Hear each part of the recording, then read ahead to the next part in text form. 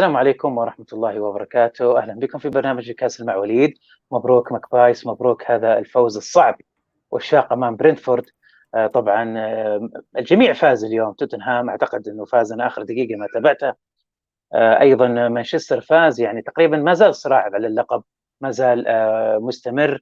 فروقات بسيطة بالنقاط، متساوي مع مانشستر يونايتد، وتوتنهام 3 نقاط فقط مع تفوق لمباراة واحدة.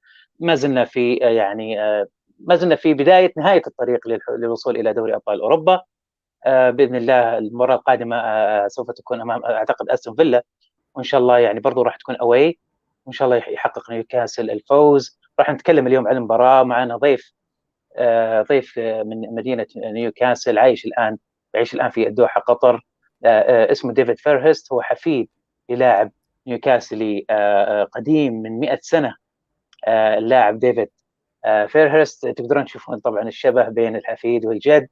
راح نتكلم معاه اليوم عن المباراة، وراح نتكلم عن قليلا من التاريخ، ونتحدث برضو عن الأسطورة ديفيد فيرهرست.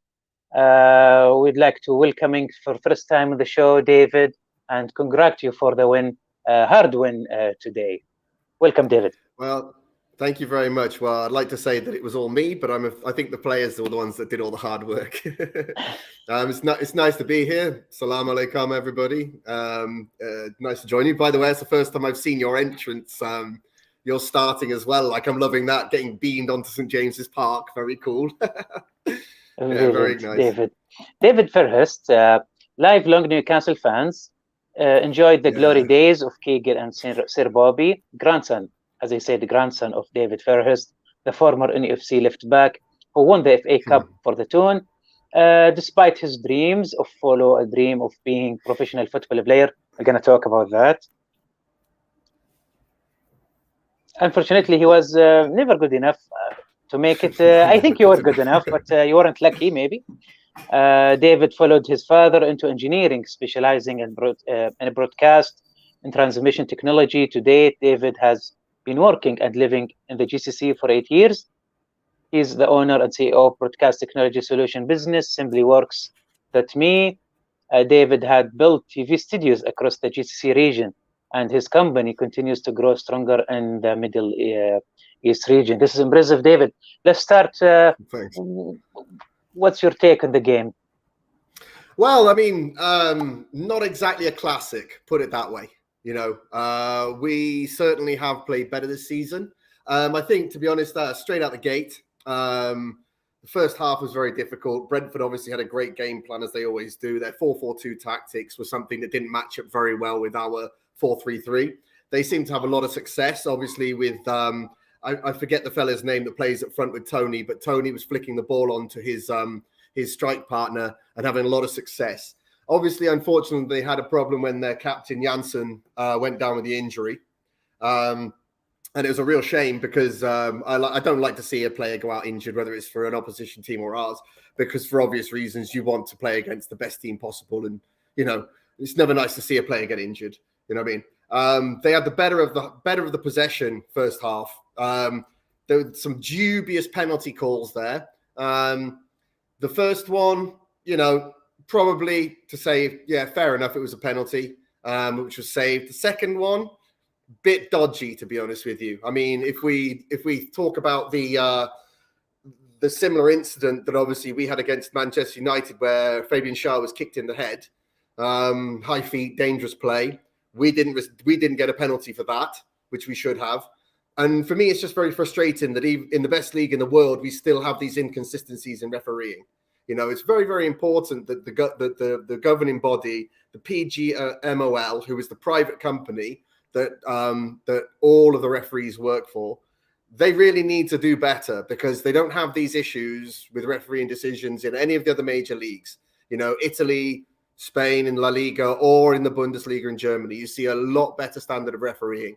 And I just do not understand why we are week in, week out still having these problems, even though we have VAR. It just seems that we've now moved the incompetence from the referee on the field to a referee sat in, what's it called? Stockley Park, away in front of these cameras. I mean, I appreciate that, there was a coming together. Isaac and the Brentford player collided in the box. But really, was it enough to be a penalty? A second penalty? I don't know.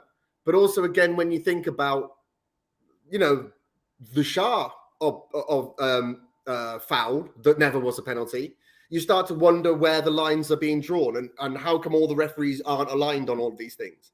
It's very frustrating,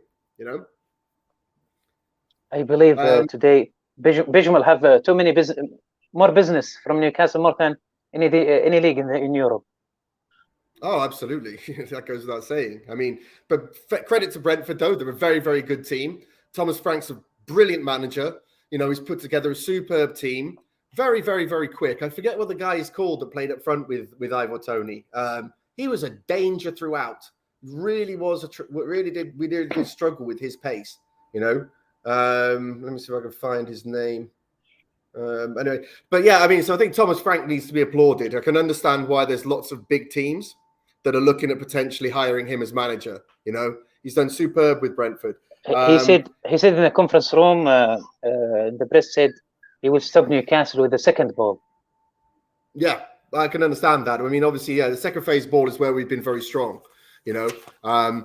It's something that we've become known for. Obviously, the high press, and then obviously causing the mistakes, as we did very successfully against West Ham for 2 or 3 of our goals in that 5-1 win. And you really saw today that we kind of struggled with that, because obviously they'd planned to counteract that second phase ball that we are so strong with.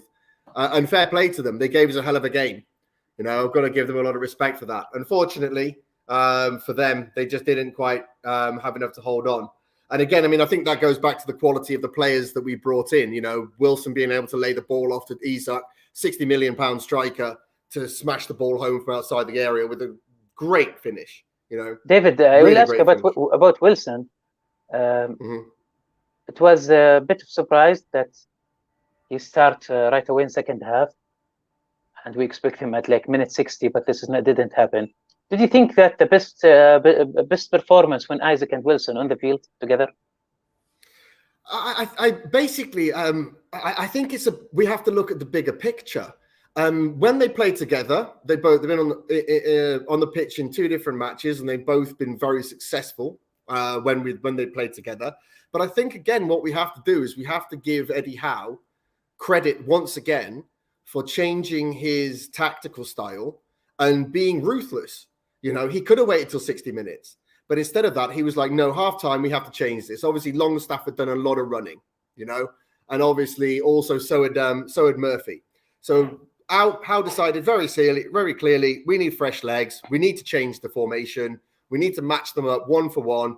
And when he went 4-4-2 straight after the half, I was like, okay, this is new, because obviously we've always played a 4-3-3 under him. And obviously changing a formation, sometimes players can end up making mistakes because they don't know where they're supposed to be positioning. And this can be a problem. However, obviously bringing Joe Linton back into the midfield to sit alongside Bruno obviously gave him a bit more cover, allowed him to then play the ball more time on the ball, which was very, very important. Obviously, Wilson up front, he's just, your classic English number 9, hard, tough. The ball sticks to him when it goes up to him. He gave us the option to play it long, obviously, and then we were then obviously having Isaac playing off him, basically mirroring exactly what Brentford were doing with Tony and his partner up front. And it worked, It wasn't a pretty game, as I said. But the fact of the matter is that goals win games, and we ran out 2-1 winners. Could have been 3-1. Obviously, the handball decision against Wilson was crazy once again. I mean, if your arm is inside your body line, that's the rules have always been that if it's inside your body line, it's not a handball. And then you've got the commentary team saying that he's moved his arm towards it. Every single angle they showed you, the ball hit his arm, and it's like, what is going on? There was absolutely no ball to hand. Hand to ball, handball. Then it was ball hit his arm, bounced down. What's he supposed to do? Cut his arm off? But anyway, we got out of the match with the 3 points, and that's really all that matters at this stage of the game. We keep the momentum up. and we keep the pressure on Man United. We keep the pressure on Tottenham. You know, both of those guys, again, won today. And as you can see, we've still got a game in hand over Spurs. And, you know, we're 3 points clear of them. The goal difference is massive. We're 14 goals, plus 14 goals on Tottenham, and we're plus 20 goals on Manchester United. That's worth an extra point, you know. So we're in a very, very strong position. I have a friend who was watching Brighton and Tottenham, and he said that referee some decision or a vital decision got for Tottenham's sake. Yeah. Well, I didn't watch the match, but I can only go back to my previous comments. You know, the standard of refereeing in England in the English game is terrible. And also, when we're talking about it being a private company, this is where I have issue with it. You see, it's a monopoly. You don't have various different pools of referees. Now, this is a private company, and if I was West Ham or I was other clubs, which have, you know, they've already apologized. The MOL have already apologized to Newcastle United for making an error. They knew the rules and they made the wrong decision. Now, in the means of the game, that's fine. But when you then start talking about what that could possibly mean, say, for example, that decision cost us, instead of winning a game, we draw a game and we lose 2 points. And those 2 points, the difference between us qualifying for the Champions League or the Europa League. Now, if it was just straight business and we lost the opportunity to earn the television rights, the advertising sponsorship deals, and all of this other revenue that we should get for competing in the Champions League, if you're a company and you know that the company that is doing the official adjudication is wrong, and they've admitted they're wrong, if it's straight business, you take them to court, you sue them, you litigate against them because they've damaged your business. Now, I've asked the question to Nick DeMarco, the attorney, the sports lawyer, who worked with Mike Ashley and the PIF to push the Newcastle deal through. He has a podcast where he talks about sport law. It's very, very interesting. I highly recommend people take a look at it. Anyway, I've emailed in and I've asked him where basically clubs stand. You know, have they got a case to litigate against PGMOL? It's a private company. Why not? You know, it's registered company house. As far as I'm concerned, they're a legal entity. They do a job. They've admitted that they're wrong. Surely we have a legal case against them. You know, now, obviously, it shouldn't have to get to that point. But when you have a case where there's, you know, it's not just a little bit of money here. We're talking about millions, if not tens of millions of pounds, you know. And as I said, Newcastle qualified for the Champions League this year. We are then able to attract those elite level players. We can then move on, you know. Next year, our entire competition is going to be different. Chelsea are not going to be as bad as they are, you know. They're terrible this season. Liverpool will come again. They will spend. They will buy. They want Jude Bellingham. They want these elite level players. You know, they will spend and they will come again stronger. You know, Arsenal are going to be lit, I assume, just like they are this season. Man City, they're just incredible. Obviously, Manchester United, they'll spend again. So all of those big teams next season are going to be going for those four places in the Champions League. If we're in a position where we don't qualify for that Champions League and we can't attract that top level player, say, for example, we miss out on Maddison and he goes to Tottenham because we're not playing Champions League football, where does that leave us? You know, I mean, surely we have we have a legal case to ask that.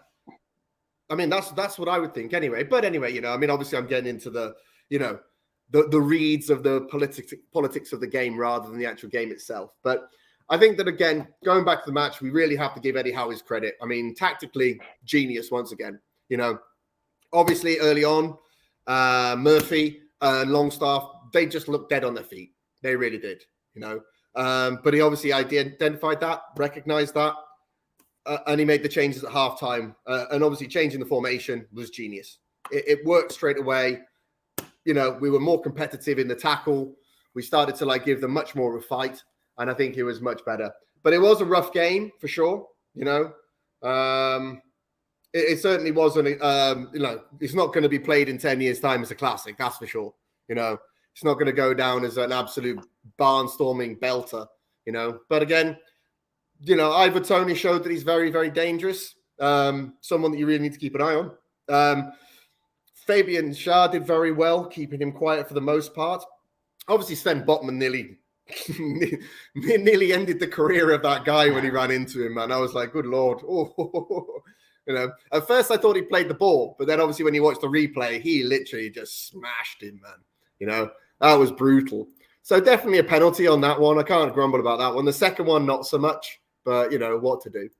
What can I say? We would like to welcome Andrew and Abdulaziz in the chat. Andrew saying, a win is a bloody win, and we won when we didn't play well. Yeah, that's true, you know, and I think that's a mark of a good team. We see that all the time, you know. I mean, I remember the Man United teams of the 1990s that we all hated so much. Even when they were playing terribly, they would still win, you know. Fergie time, 96th minute winner, you know. They'd come on with something, and that's the mark of a good team. I mean, Man City, Aguero, do you know what I mean? Won the title in extra time in a match they weren't playing very well, you know. And to see Newcastle doing that, it really is superb, you know, to see us having that kind of like level of determination. And again, just changing the subject for a moment, but this is something I'm leveling at Manchester United. I don't think that they have that anymore. If you look at Erik ten Hag, I think that he's not a man that's made of steel, you know. He's someone that I see as being someone who's quite weak-willed. Obviously a upper middle class boy that's been born with lots of money and had a very nice upbringing. He's not someone from the streets of Manchester. I mean, I went to university in Manchester, and the kids around there, you know what I mean, they are in the part of Manchester I lived in is not wealthy. You know, those kids would get one Man United shirt for Christmas and they'd wear it all year. You know, holes in their shoes, a football that's 10 years old with hardly any leather on it, and they'd be kicking that up and down the street in the rain, in the freezing cold. You know, hard people, tough people in Manchester, and they expect their team to fight. And against us, they gave up. You know, you saw it in their eyes that, you know, when the second one went in, they basically just stopped playing. And again, 7-0 against Liverpool. It's like, oof, that's David, bad, you know. David, we 5 win in the row, and I believe 2 win in the row in London. I don't remember last time this happened. And now we are, I believe, moving to Birmingham to play with Aston Villa. So is that right? Yeah, we play Villa away next Saturday or Sunday. Yeah, of course, they will go Newcastle first, but I mean, we will go play in Birmingham. So what do you think of this game and with the new coach they have? I think Emery. Oh, right? well, I mean, obviously Unai Emery. Again, I mean, this is something that, you know, Unai Emery was probably a bit like David Moyes. You know, he followed Arsene Wenger, a legend, into Arsenal. And following someone like that, it's like David Moyes following Sir Alex Ferguson into Manchester United. You're never going to be successful. The fans are never going to like you. You have everything to prove, and it doesn't. Every time a player misplaces a pass, it's the manager's fault. Do you know what I mean? It's just going to be hell. So Unai Emery, unfortunately, had an impossible job to do at Arsenal, and you know it's taken them a long time now, and obviously, certainly a lot of patience with Arteta to get themselves to where they are. Now, obviously, Emery never had that opportunity. You know, he's not a club legend. He had no ties to the club. He was coming in as a sort of unknown entity. He'd done very, very well in his previous job. And then obviously after Arsenal, went to Sevilla, took them on an amazing run. They had some brilliant finishes in La Liga, great runs in the Champions League. Obviously, we were looking at Jules Koundé, and I forget the guy that ended up going to Villa, the defender. What's he called? Carlos, I think it was. We were looking at their centre-back pairing to try and sign one or both of them to play with Botman. However, obviously, they basically said quite simply they didn't want to sell their players. And they did very well, but obviously after that, he left. in the summer. He was up for jobs in England during the summer window. Obviously didn't take them. But then when Steven Gerrard was fired from Villa, it seemed like a perfect fit for him. Very good club in terms of history. One of those great old English clubs. One of the more successful clubs than Newcastle United in history. Nothing recently, obviously. Like ourselves, their fans are hungry for something.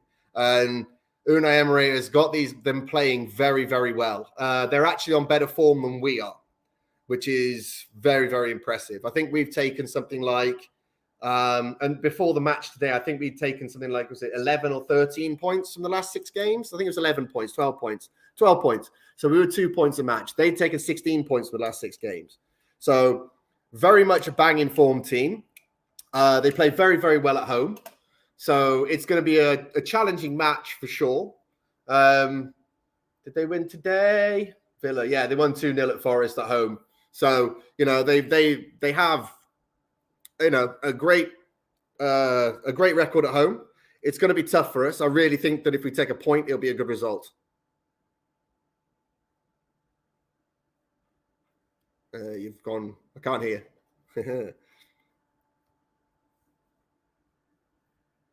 Is it me or is it you? I can't hear you, buddy. Oh, sorry, that's me. I apologize. Sorry. I was reading, so I need to read again. I noticed at the end of the match that Gordon was substitution in final second of the match, which I think made Jordan a bit upset. I wonder why Bosshow has done that. I believe for time winning, or maybe. Yeah, basically we had an extra sub. He'd also run his guts out, for the half. He'd ran himself into the ground. And he'd taken a few knocks, and also there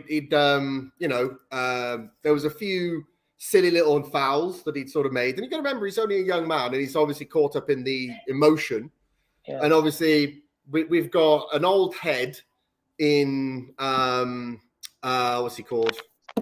Not Ryan Fraser. What's he called? I can see his face. What's he called? Who came on for him? I forget what he was called. Richie? He's one of our... Richie, that's it, Matt Ritchie. So, Matt Ritchie is an absolute legend of the game. You know what I mean? He understands how to play the game. He understands the psychology. And for those last couple of minutes, that's exactly who you want to bring on. Someone who knows the dark arts, knows how to waste the time, knows how to play the game, knows how to wind his opponents up. And he was a fresh pair of legs, I mean, yes, at the end of the day, go ahead. No, he just came from injury, Gordon. Yeah, absolutely. So, we don't want to cause any trouble with injuring. All right. So that's enough for the game. Let's move to your grandfather, David. Yeah. What you can tell us about, I bet you are proud that you have such a legend who played 266 game, left back, and he's international player. He played for England. one England cap, yeah. But he considered international. So what you can tell us about your grandfather, the legend David? Well, as I said, I remember quite fondly the memories of the family talking about him. It was very important to us. Back in those days, obviously, it wasn't the superstars of football that you have today. Obviously, David Fairhurst, he used to go to the match on the bus with all of the supporters, with his boots around his neck. And obviously, these are the men who work in the shipyards, build the big ship, ocean-going liners, because Newcastle was very, very famous for building some of the biggest ships in the world at the time. Also, it was a very big mining community. So you had a very, very big community of miners that would obviously finish their shift on Saturday morning. They'd go back home. Their wives would be boiling the water on an open fire, and they'd have a tin bath in the backyard where they would go and they would wash. They'd put their best clothes on. They'd get on the bus and they would go into the town. And on the bus, they would see my grandfather going in, and they would say to him, "Hey, Geordie, you better play well today, or you don't want to get on this bus on the way back." You know what I mean? So in other words, they'd say to him, "You don't play well," So obviously back in those days, I mean, they didn't make the money that they make today. So after he played for several, he went on to play for other clubs after Newcastle in his heyday. And yeah, one cap for England. But he in total he played 284 appearances for Newcastle, 266 in the league, and the rest were FA Cup and League Cup performances. Obviously, he was part of the 35 FA Cup winning team. And also our friend in the group, Abdulaziz, posted in the Newcastle board a clip of him practicing his heading on a Pathé link. Where is it? So it's quite interesting to see, from all those years ago. Yeah, if you can, is it in the WhatsApp already? If you can just. I can download it now. I can download it here. If you can just please send it to my WhatsApp, maybe. I will do. Where's Abdulaziz? Abdulaziz, if you're still listening, if you still have that link to that Pathé video, if you could just drop it into the chat, that would be great, mate. Or maybe we can retweet it on Twitter later. Because is it a video ready or is it just a link? Because link need. Oh no, it's I can't remember what it's on. I don't know if it's on YouTube or not. But anyway, it's an old Pathé video of Newcastle United, because it was like Pathé United. Do you have personal memories? Well, as I said, I mean, he was basically he passed away before I was born. So as I said, he's actually the uncle of my grandfather. So I got all of the stories from my grandfather directly. So it was I was always told the stories about him and how great he was. See, my grandfather is David Little Fairhurst. The great man himself was David Little Fairhurst. My uncle is David Little Fairhurst, and I'm David Charles Fairhurst. So I'm the fourth in line. So it's Daoud bin Daoud, similar to the way Saudis name their, yeah, I understand that, yeah. But of course, your father, maybe talk about him. Maybe you have some memories from your father talking about him. Oh, well, constantly from my grandfather, yes. I mean, he always talked fondly about him. I mean, he grew up with him, as I said. I mean, and he was always saying it was the most important. The most important thing was that when you go out, when you traveled outside of Newcastle, you traveled as a Geordie and you represented the people of Newcastle. You represented your town, and it was important that you showed them, the people outside, who the Geordies were. You see, when you go to Newcastle, as you will know because you've visited, everyone there is very friendly and they want to know who you are and they want to talk to you and they're very interested in you. And I think that this is something that Saudi people are very similar. They're very open and very very hospitable. You want to take care of the people that visit your country, and you want people to be proud of your country. And when they visit, you want them to go away thinking that it's the best place in the world. And this is the same in Newcastle. So you always have that warm, respectful thing. But also, again, the lessons that he taught my grandfather was very, very simple, that you do the best every single day. You're honest. You work hard. You never let your friends down. Your team is everything. You do everything you can, You work hard. There it is. So, so Abdulaziz has shared it in the group. There's a link to the video that you can see, or Waleed.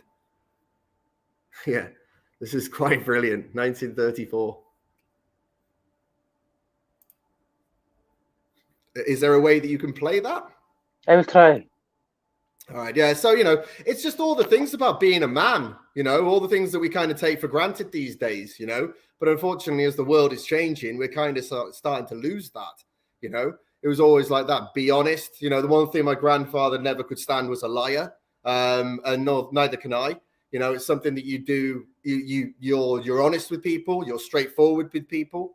And if you're genuine and you have a genuine heart, people see that. And you can tell straight away when, people are on online.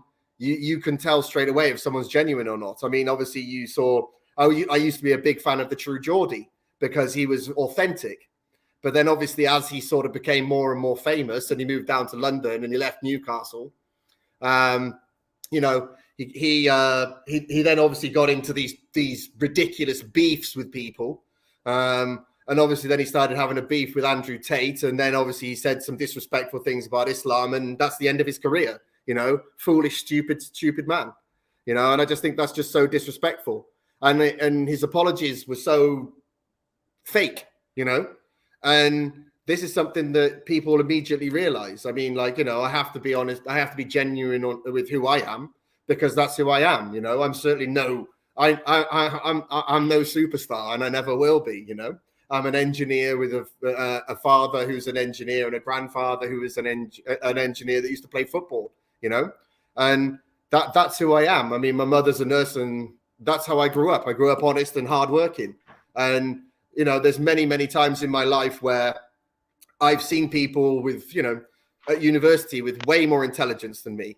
I've been in situations with people that have got far more talent than I have. But no matter what has happened, I've always been successful beyond those people simply because I've worked harder. I've always put myself in a position where if they're working for 8 hours a day, I'm working 12. And that's something that you get from a hardworking Geordie family. That work ethic to be the best you can be. Not the best, but just the best you can be. And it doesn't matter if you're competing with anyone else, because every single day, you're the only person you really need to compete with is who you were yesterday. And that's all that matters, being better than yesterday. I'm trying to download, but we'll wait for a few minutes. David, I can read from, understand from your little bio, I read at the starting that you try both way, father way and your grandfather way. As you say, as you speak, you choose what feels reasonable and makes sense for the situation you have, right? Well, yeah, I mean, obviously you have dreams and aspirations as a kid. I mean, I've always loved football ever since a young age. It's been dear to my heart, but then I didn't really have much choice because I was wearing a black and white shirt before I could walk. I was in baby's clothes that were black and white stripes. I remember the first away I went to on a freezing cold January day in Southend-on-Sea. My grandfather in 1991, I think it was, 10 years old, freezing cold, mittens on, big jacket.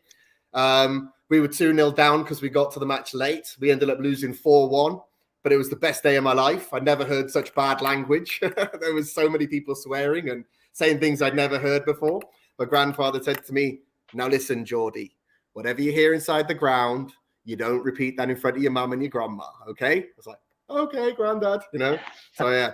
Let's watch the video and hopefully BN wasn't there at the time, so they will not ban my video, give me a strike or something. Let's take a break and watch the video.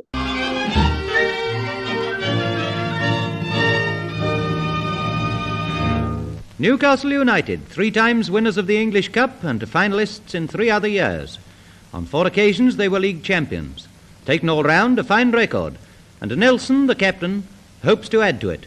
Hard training is a vital essential for the swift and scientific football of today, and if there's one phase of the game where league players beat the amateurs, it's in headwork. Here's Fairhurst, left back, whose defensive play relies so much on his head. His timing to meet the ball is really wonderful. Half-backs must be good headers too, but the throw-in is all-important. Watch Bell. A throw-in is as good as a kick to him. Slow motion shows the power behind his action. Mackenzie, another half-back, knows how to trap the ball, collect it nicely and to make a pass.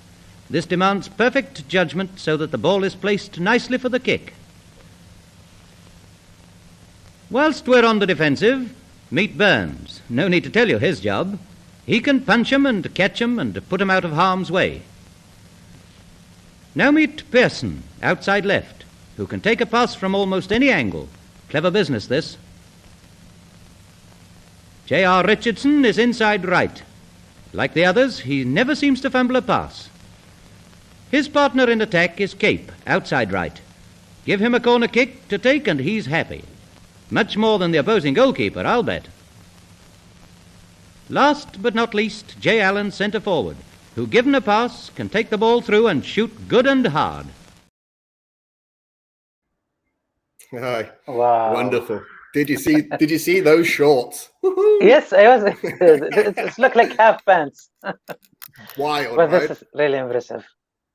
And David Fairhurst was the first one they talk about, and they graded their his head control and skills, header skills. Yeah, I know, right? Impressive. I mean, like, and As he left back. I love the way that Left back. Sorry, it was a left back. Yeah. So usually But left back doesn't good with the header usually. Exactly. You know, I mean, obviously it shows you how far the game's come on from then. I mean, obviously at half time they were smoking cigarettes and having a pint. I hear. I don't know if you correct me about this. I hear there was a days they have the half between half and the strawberry. Yes, that's right. Yes. Sorry, you're breaking up a bit. You're gonna have to repeat that, please, man. Yeah, sure. I hear that some of games in St. James Park after first half they take the break in strawberry place. Oh yeah, they would literally have a pint at half time. They'd smoke 2 cigarettes and have a pint. You know what I mean? It was crazy back in those days. I know. Well, I mean, even as like as recent as like before Shepherd and Hall took over, it's been in the days when McKay owned the club. I mean, you know, for practice, they'd be warming up in the car park. Can you imagine? You know, like on the tarmac, sliding into each other and stuff, and tackling each other in the 1970s. It's like, can you imagine that today? You know what I mean? It's like, no way, man. No way. You know, but it just shows you how far the game's come on since then, how it's totally changed into a sports science. Because, you know, these guys, they were made of steel. Those old balls, they were so heavy. And because they were made of proper leather, whenever they would get wet, they would be like, you know, they would add like 2 kilos in water. So you'd kick it and it'd be like kicking a rock. Heading one of those balls, it would give you like brain damage, you know? Absolutely crazy. You know? All right. This is really impressive stuff to see though, man. Yeah. Thank you, always Abdulaziz. makes me proud. Yeah, me too. Thank you, Abdulaziz, for sharing this with us. Now we'll move to the last part of our show. We would talk about your story in GCC. As I understand, you've been visited some cities in the Gulf, and I believe now in Al Doha, 8 years in the GCC. So you have initiated a company. What you can tell us about your trip in the Middle East, and especially in the Gulf area? Well, so yeah, I came here. It'll be 8 years in November. I've been in Qatar in the Gulf. So that's my business partner on the left. His name is Andy Gruber. He's an Austrian guy, and on the right is one of our colleagues from Al Jazeera. This is when we were building the Al Jazeera studios back in 2017, I think. That one. That's the morning studio, morning program studio, Studio 14 in Al Jazeera. So Andy did all the lighting in there. I was one of the engineers that had been headhunted by Sony Professional Services, which brought me to Qatar. Prior to that, I'd been working in a company in the UK, building studios in Africa and across Europe. Also, we built lots of outside broadcast vehicles. As I said, that led me on to start my own business, Simply Works. Obviously, we do everything to do with studio systems, broadcast studios. So I like to say everything from the design and from the camera lens right the way through to the satellite transmission. As I said, I did my degree in Manchester, then went to work for MTV in London. I was with them for a couple of years. We moved on to a small company, or mid-sized company that focuses on systems and yeah. So that's one of the studios that we're actually in the process of delivering for a client over in Iraq. Basically, so we build. As I said, I got a lot of experience on delivering projects in London, working for a small company called Jigsaw, Route 6. Very good guys, very, very elite in what they do. I learned a hell of a lot from my former boss, Phil Crawley, who's still a guru of mine. And then moved back up north to live back in Leeds, where I have an apartment, to work with a company called C2S. And this is where I built trucks for, again, this is in Kurdistan, for the Kurdistani broadcaster Raudo. Been in all over the Middle East, some interesting places. As I said, most recently been backwards and forwards from Baghdad, which is fun, lovely place. You know, obviously Babylon. So that's quite interesting. Based in Qatar.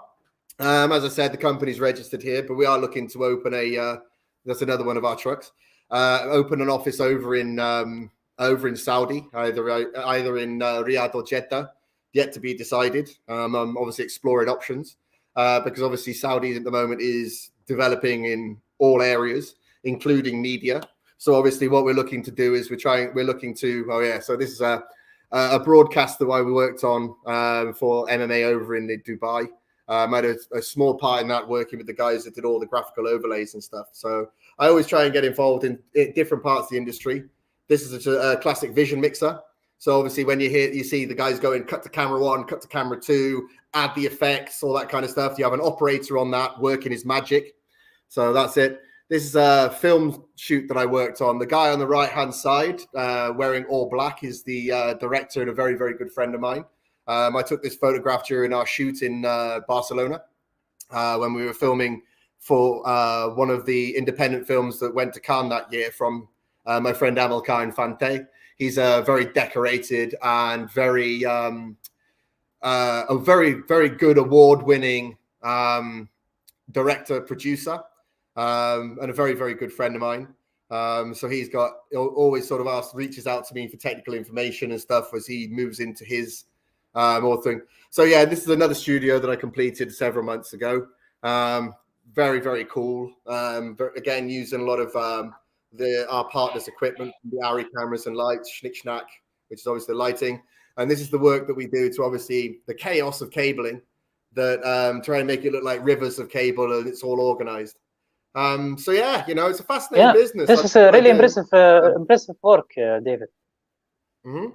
Impressive. This is really impressive and simple. Thank works. you. I'd like to say it's all work, but unfortunately, I'm literally just a small part in this. I just pull it all together. My guys that I work with, they're the real heroes, in my opinion.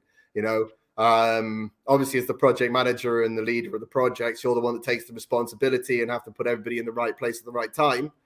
But it all comes down to having the right team, because especially when time is short and you've got a lot of pressure with high level budgets and high pressure clients, they want the best and they're paying for the best in the Middle East.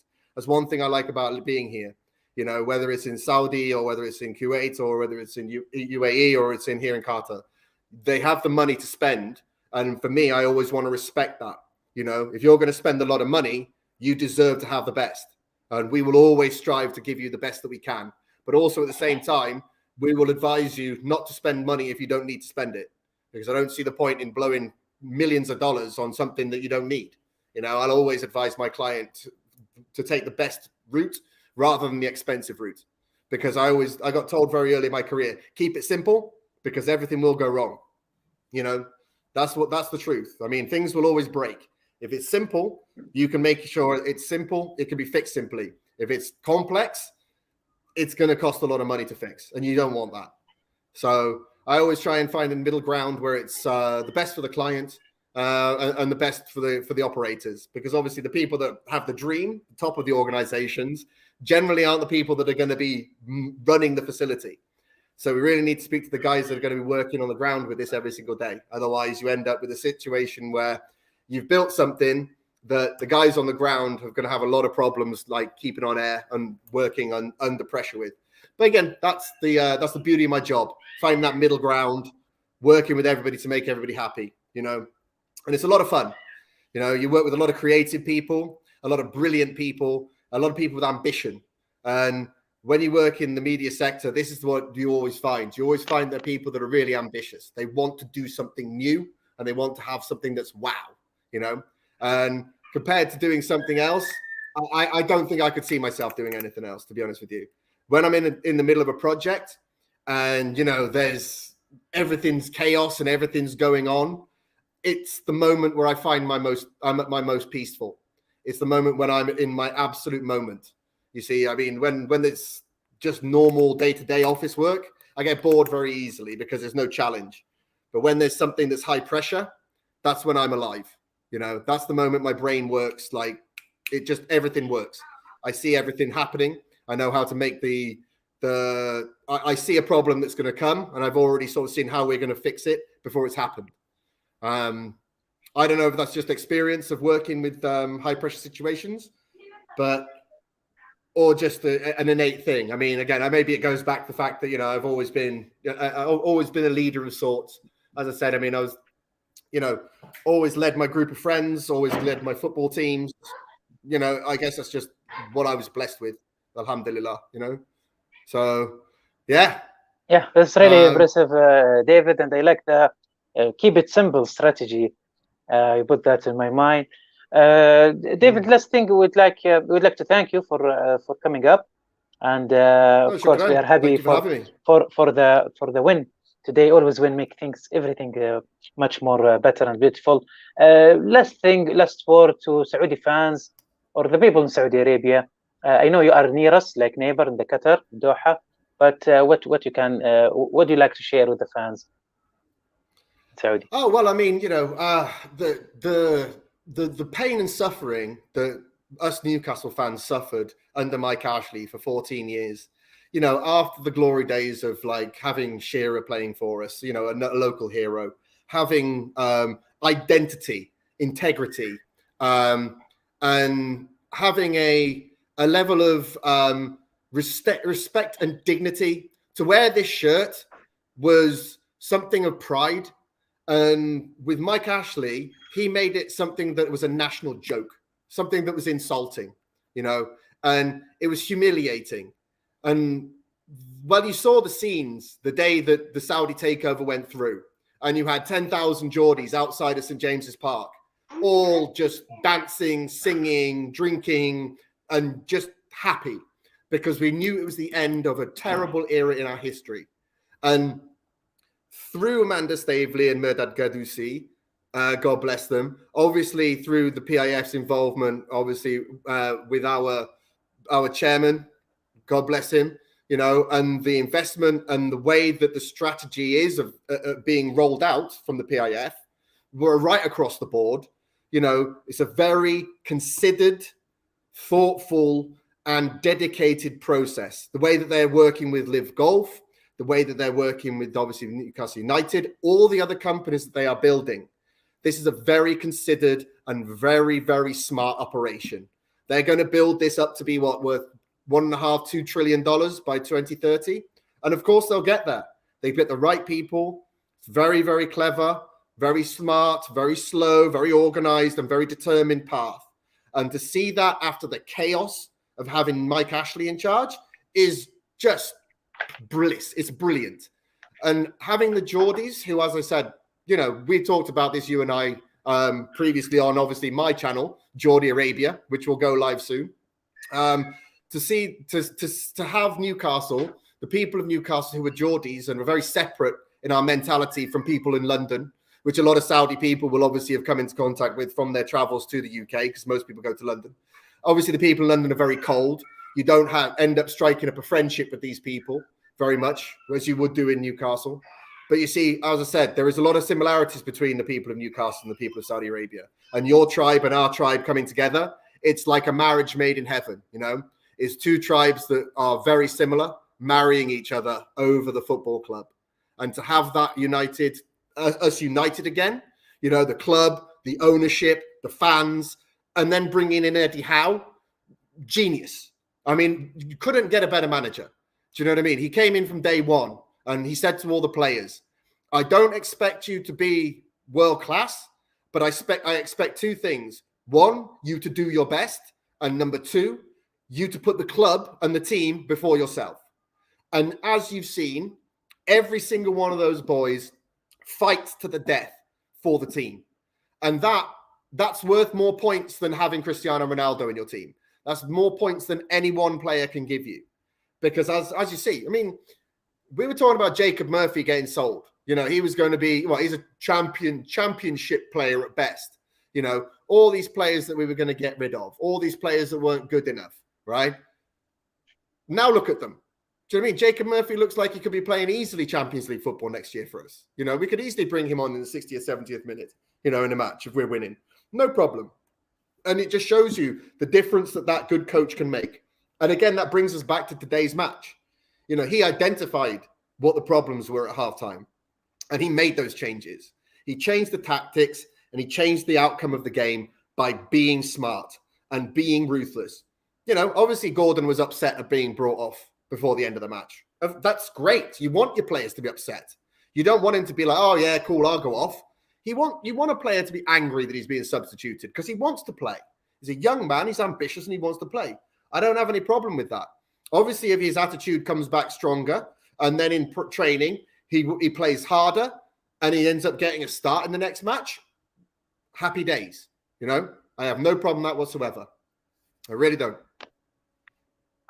Thank you, really, David. We appreciate that. This was good, a great speech, really. Well, it's a pleasure, mate. You know.